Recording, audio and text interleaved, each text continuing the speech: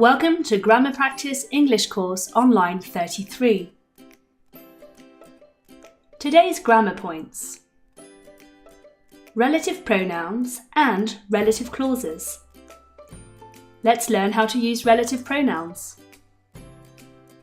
What is a clause? It is a grammatical unit consisted of a subject and predicate or verb ranked smaller than a sentence because it's not always complete in itself.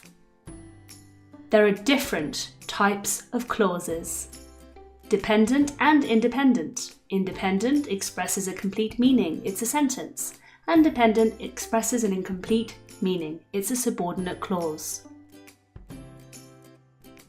A main clause can be a sentence on its own.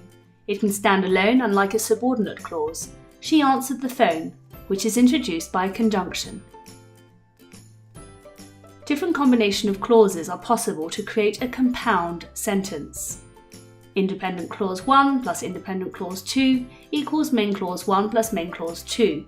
We went to the park and the ride was broken. I really wanted the tomato soup. They only had the leek soup. A subordinate clause depends on a main clause. It cannot stand alone. When it rang, it needs a main clause. She answered the phone when it rang. More combinations of clauses are possible.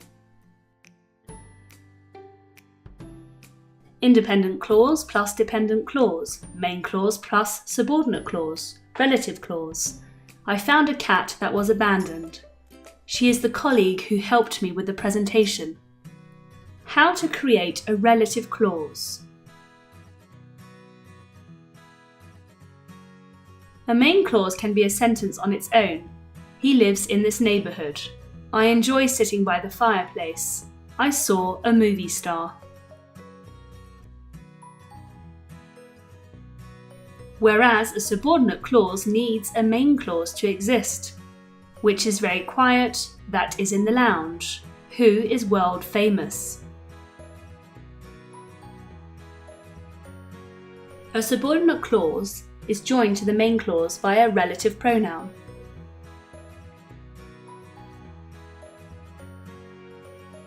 Compound sentences equals two clauses. He lives in this neighbourhood, which is very quiet. I enjoy sitting by the fireplace, that is in the lounge. I saw a movie star, who is world famous. List of relative pronouns.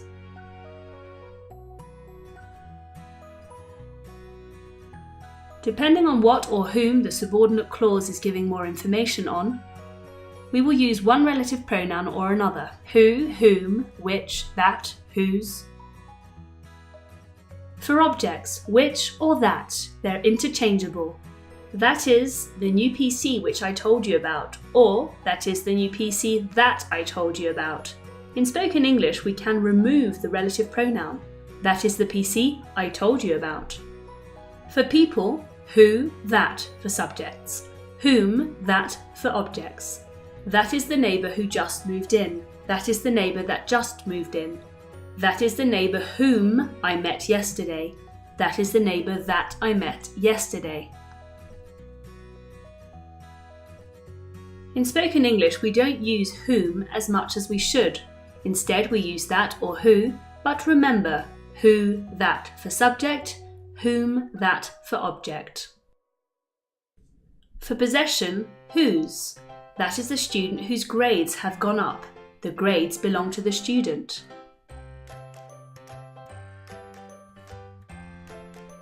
For place, where, in which, at which. That is the place where I left it. That was the building in which the fire started. That is the bus stop at which you must wait. For time, when, at which. That is the moment when I left my job. That is the time at which I go to bed. Why use relative pronouns? And what to watch out for? Use and common mistakes. To avoid repetition, he has just bought a house, it is new, he really likes it. This is repetitive.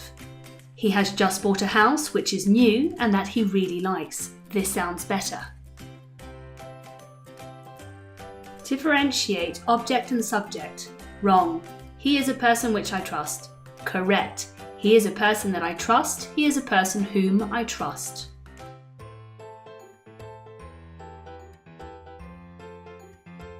A relative pronoun replaces a noun group. You don't need two pronouns. Wrong. This is a house that he really likes it. Correct. This is a house that he really likes. Be careful with the spelling of which. It is not which. The correct spelling is WHICH. That's it for today.